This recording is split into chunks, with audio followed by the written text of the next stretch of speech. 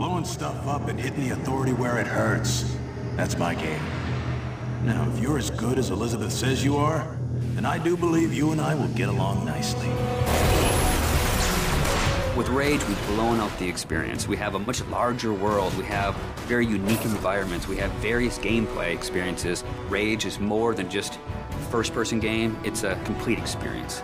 We're known for making this straightforward action shooter, and we kept that. But then we added on top of it this deep and meaningful story.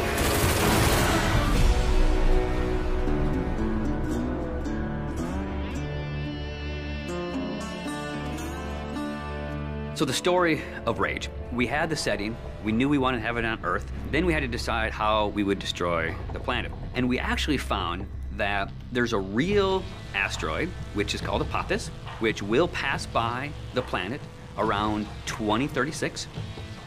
So in the fictional world of Rage, when the governments of the world discovered that Apophis would hit us and destroy most of civilization, they initiated a program called the Eden Project. So the game starts out where you are an Ark survivor. You are one of those people buried in 2036. Your Ark emerges from the ground 100 years later. Unfortunately, you're the only one that survives in your Ark. So when you step out, you are alone. And it's this post-apocalyptic world that you rise up in, and it's this twisted version of the reality you used to know, and you really don't know what to expect. Current position unknown. There's mutants and there's bandits, you know, and there's groups of settlers trying to survive. You people are only trouble. Now be on your way. The world has moved on, and it has its own thing going. We don't give the character a name or a face that's unique to the story. We want the player to jump in and actually add his own identity into that character. So when you step out of your Ark in Rage, you have no idea what your role in the bigger conflict will be. At first, all you are worried about is surviving. And you team up with some settlers, and you're doing some odd jobs. So here's what I need you to do. So you're not just going from one area to an airlock to the next area. It is an open world. It's believable in a sense. And it's the story and the characters and the setting that really delivers the gameplay.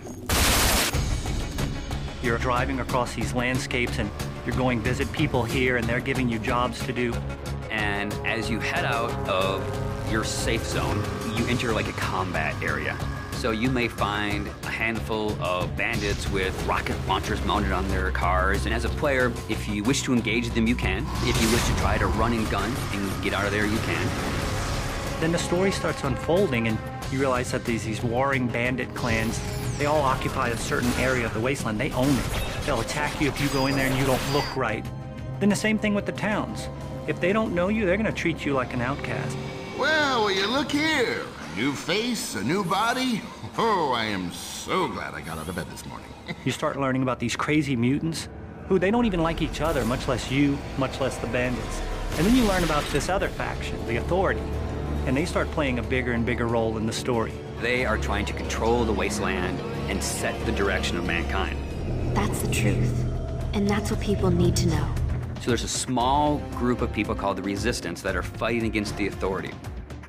The Resistance discovers you.